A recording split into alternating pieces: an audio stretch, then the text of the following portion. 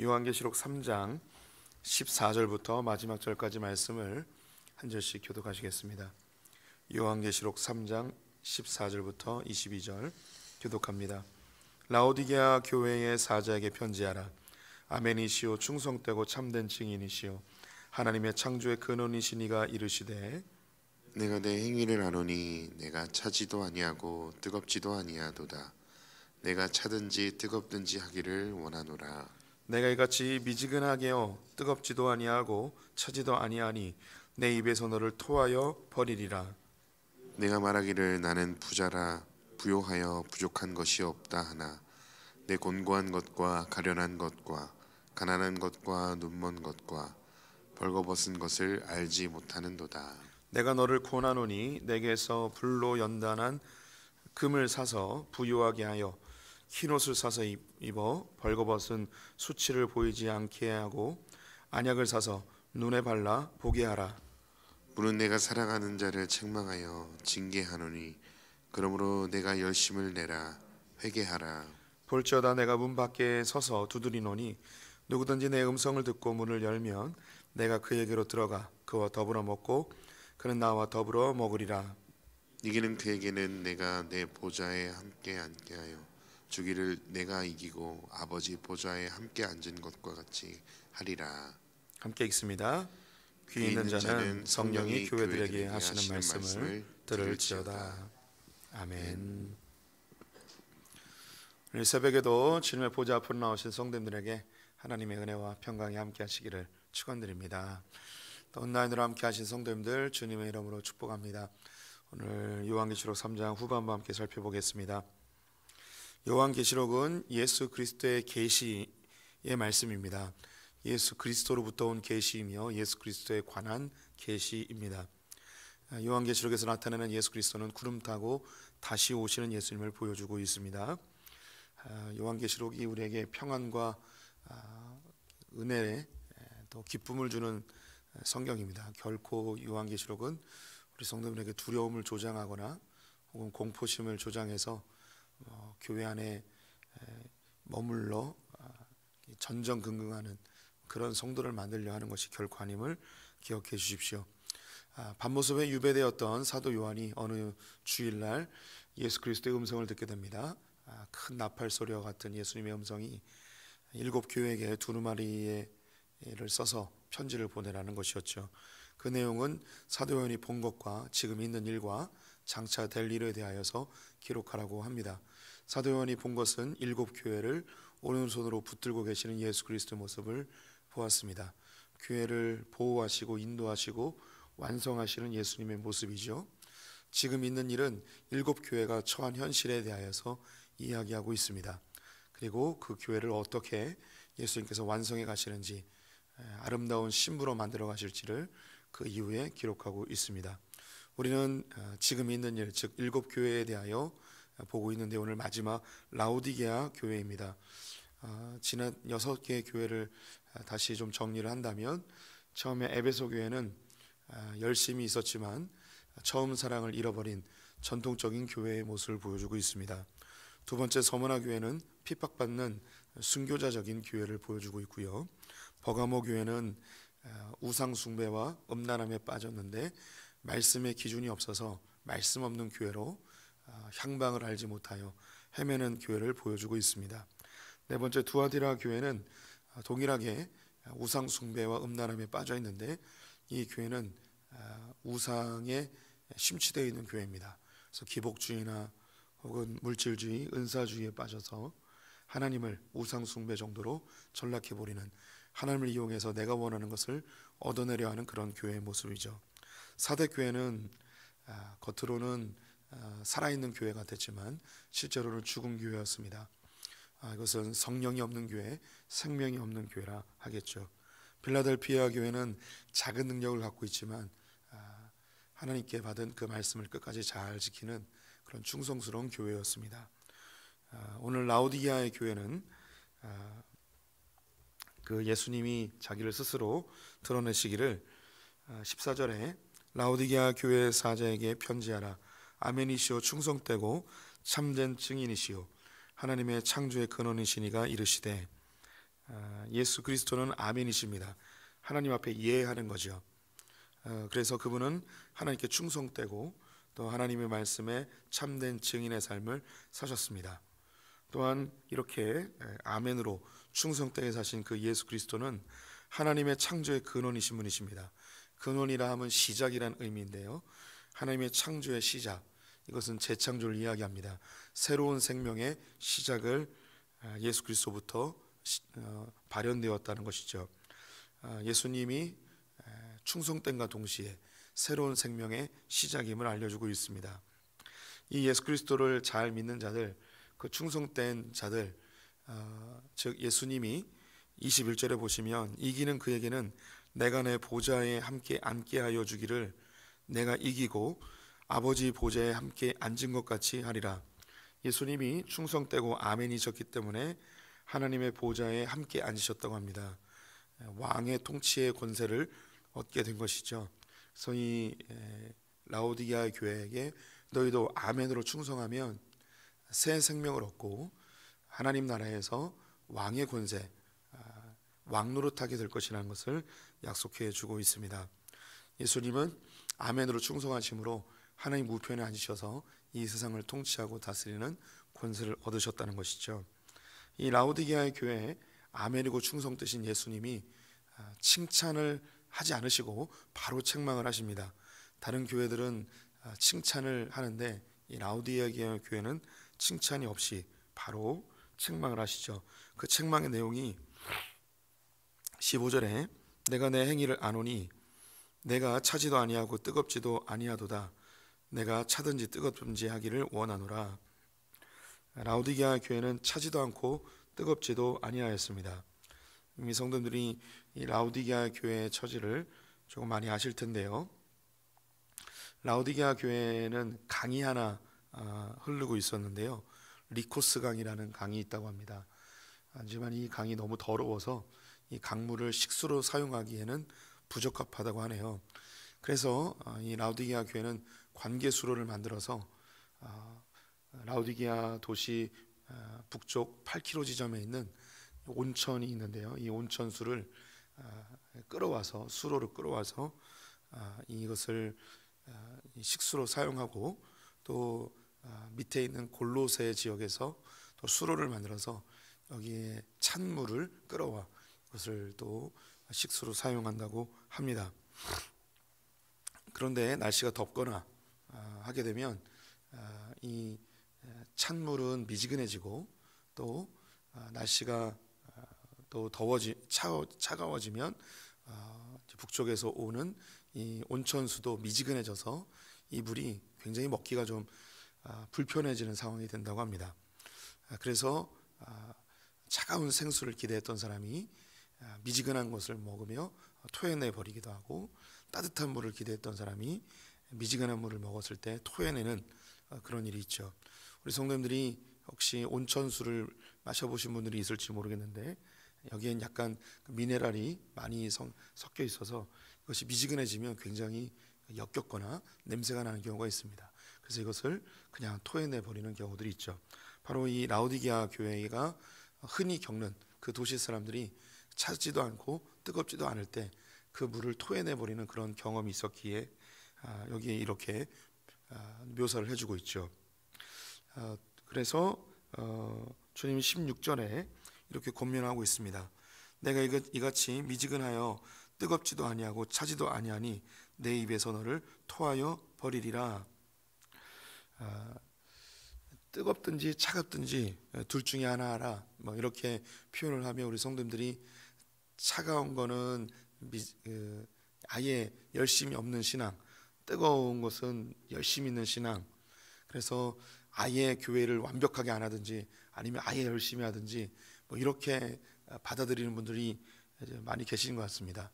미지근하게 이도저도 아닌 뭐 이렇게 하지 말고 아예 하지 말든지 아예 열심히 하든지 뭐 이렇게 둘 중에 하나를 선택하는 것처럼 이렇게 느껴지는 분들이 계실 텐데요, 그런 말씀은 아닙니다.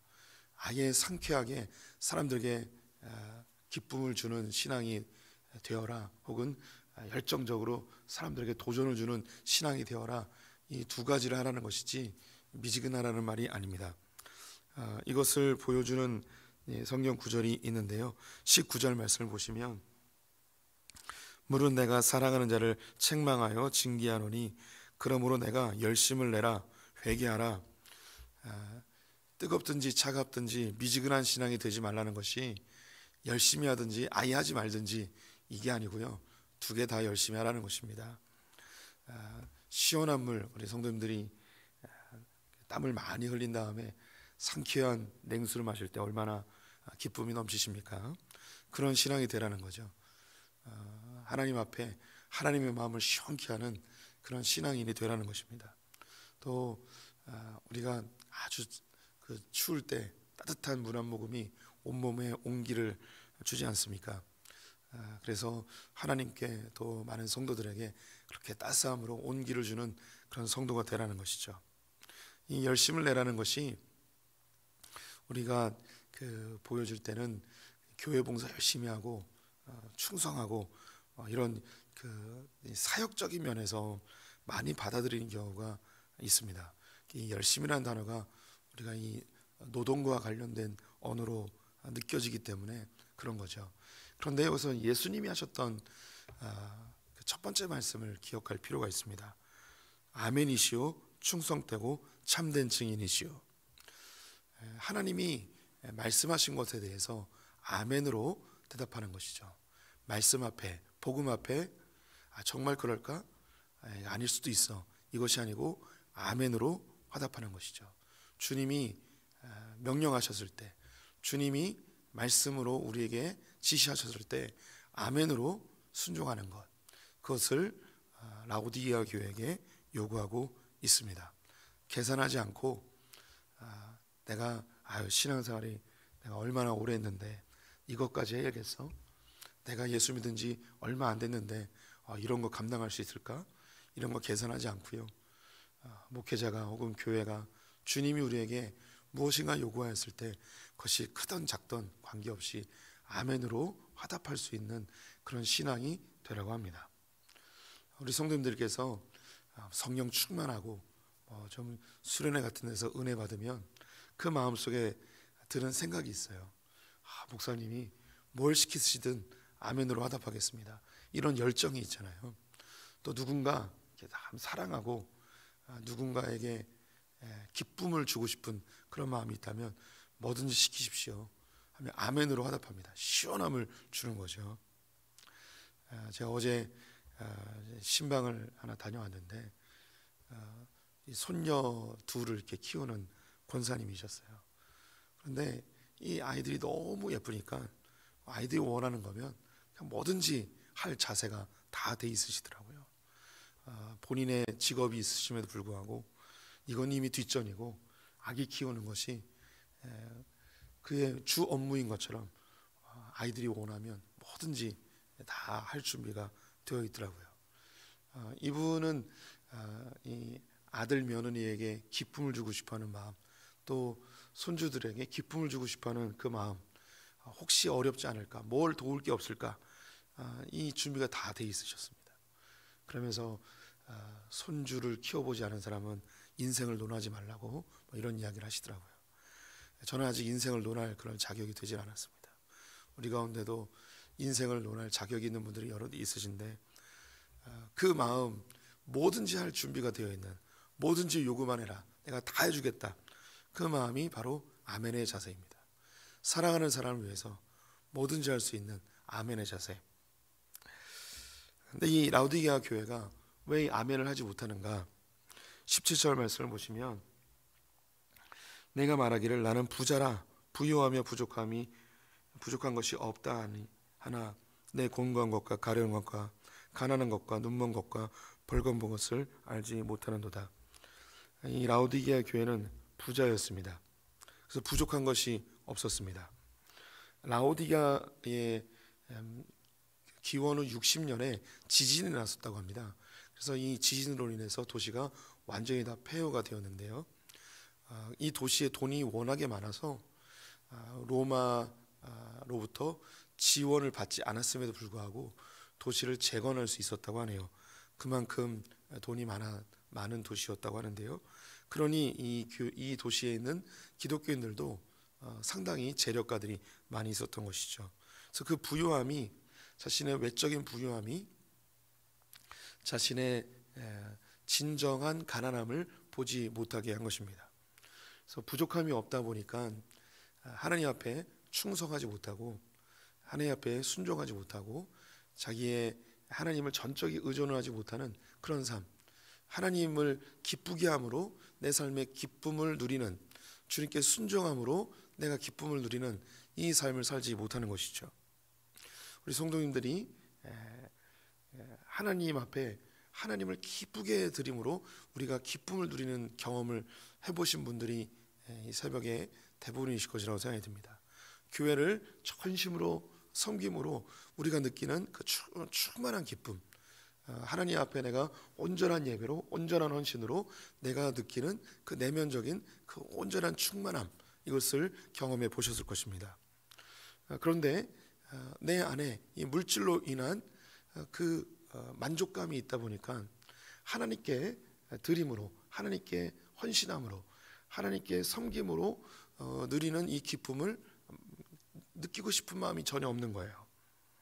그래서 이런 기쁨이 없는, 그 내면적인 충만한 기쁨이 없는 이 라오디가 교회에 대하여 너희는 공고한 자다, 너는 가련한 자다, 너희는 가난한 자다, 너희는 실제로는 벗은 자다. 아무리 좋은 옷을 입고 있었고, 아무리 좋은 음식을 먹고, 아무리 값비싼 음료를 먹고 있을지라도 너희에게 실제로 봐라, 너희는 정말 그 마음에 기쁨이 있느냐, 너희 마음속에 충만함이 있느냐, 만족감이 있느냐, 어떤 옷을 입어도 네가 입고 있는 그 옷으로 만족하냐, 아무리 좋은 메이커를 입어도 네가 정말 만족하냐라고 되묻고 있습니다.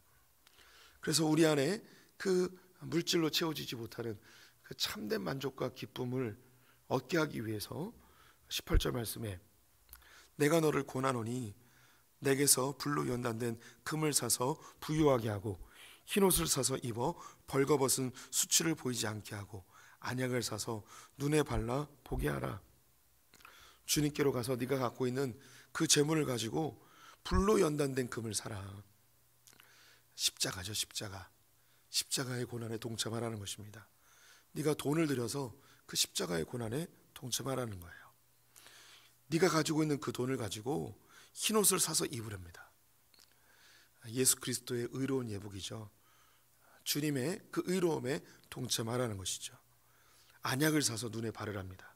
특별히 라오디가의 지역에는 이 당시 의과대학이 있어서 안약을 만드는 그 약초가 그 지역에서 재배되고 있었다고 합니다. 그래서 그 약을 사서 눈을 좀 발라라. 네가 육의 눈으로 보이는 그것에 만족하지 말고 진짜 네게 필요한 영의 눈을 띄었으면 좋겠다. 이 본문을 우리 성도님들에게 직접 적용시켜 볼 수도 있습니다. 우리는 부유한 시대를 살아가고 있습니다. 그래서 이 부유함이 우리의 영적인 감각을 굉장히 무디게 만들고 있습니다. 예전에는 정말 먹을 것 없고 돈 없고 해결할 것이 없어서 주님께 나아가 기도하던 그런 우리 어머니 아버지 시대가 있었죠. 하지만 지금은 문제가 생기면 우리가 가지고 있는 물질로 이것을 해결하려고 합니다. 때로는 빚을 내서라도 물질로 해결하는 경우가 많이 있죠. 우리 아이들에게 좋은 옷을 입히고 좋은 것을 먹이고 좋은 학원 다니고 좋은 학교를 보내면 이것이 그 아이에게 최고로 좋은 것인 줄 알았습니다.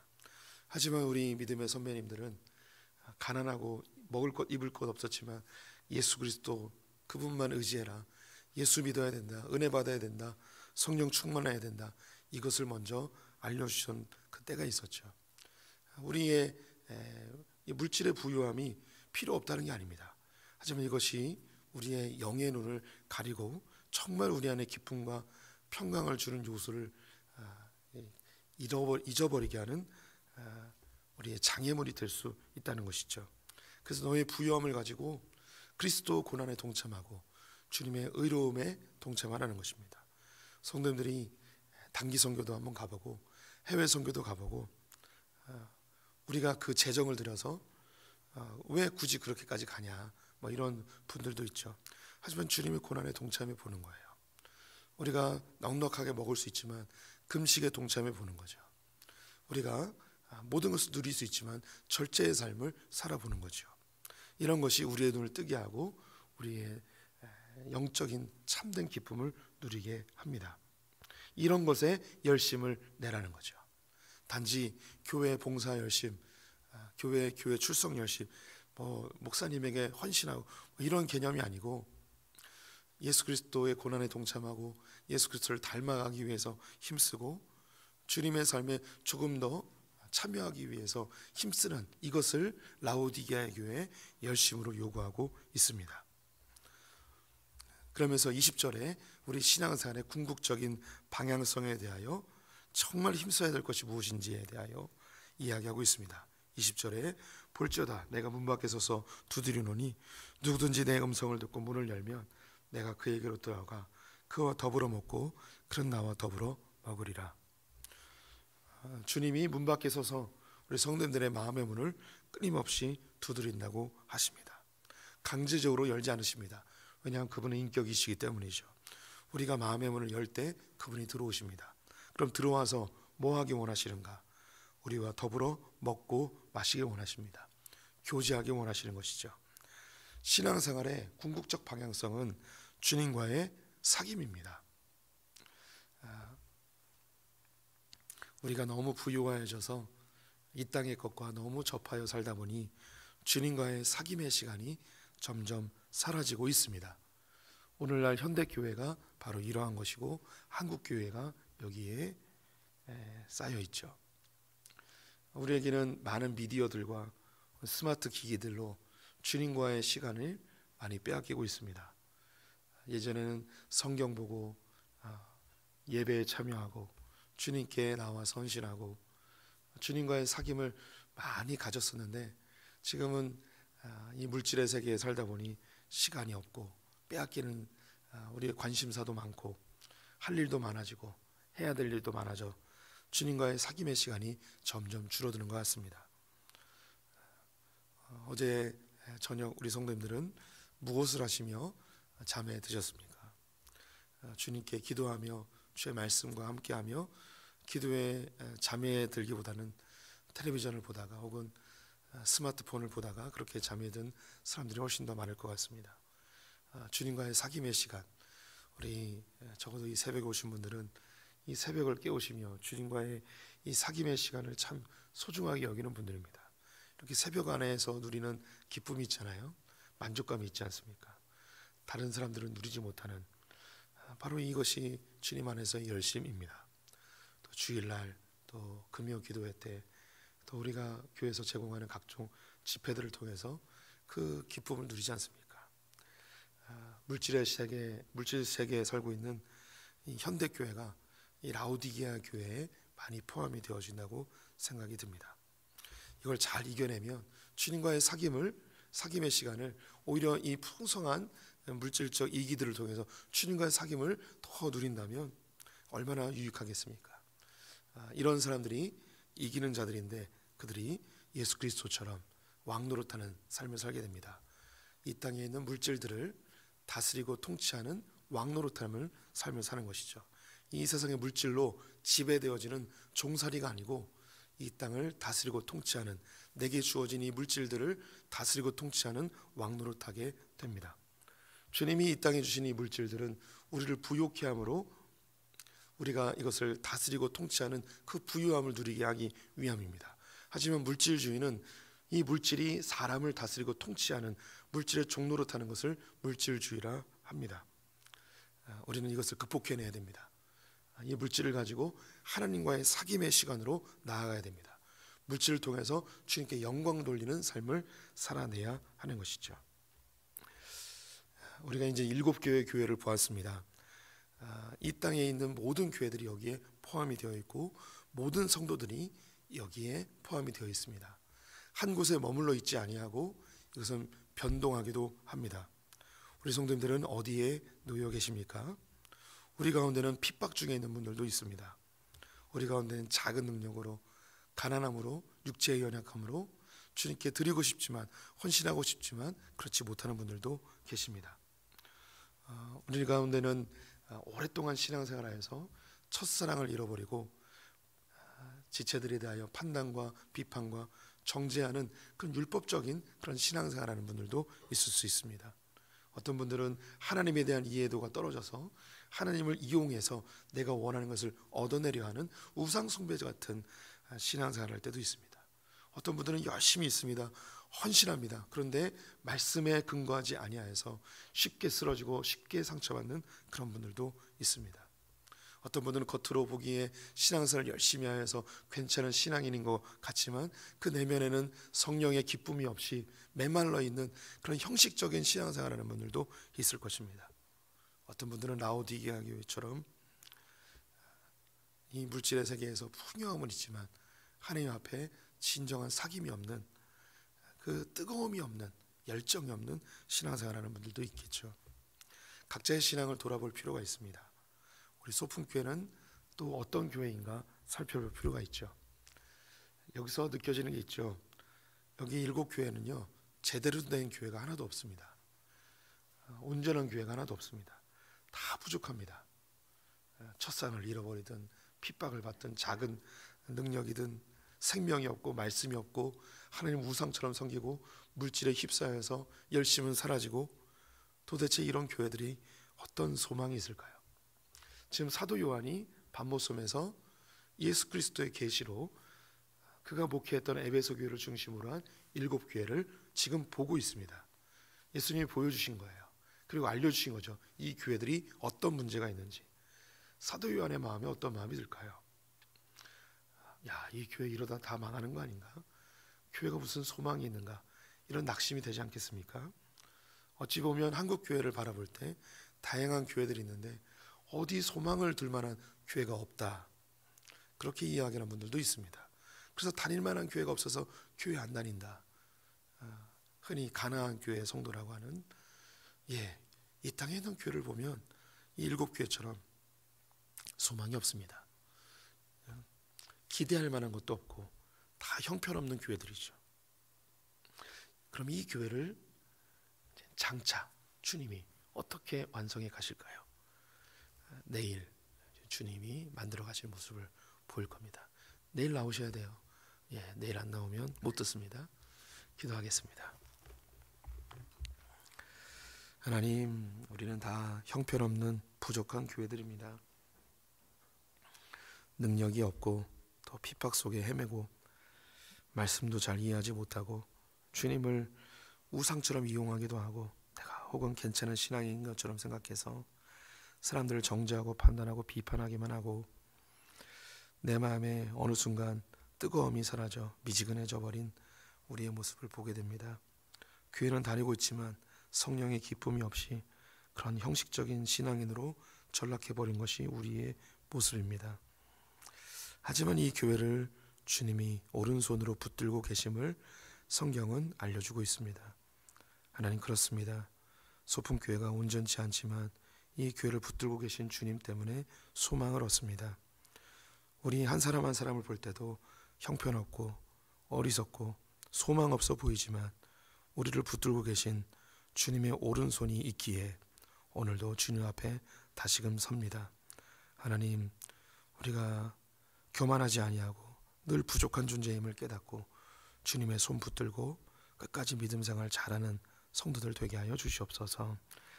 하나님, 한국교회를 긍휼히 여겨주시고 형편없어 보이는 이 교회들 주님의 오른손으로 붙들어 주셔서 완성시켜 주시옵소서. 소품교회를 붙들고 계신 주님을 의지하며 예수님의 이름으로 기도드렸습니다. 아멘.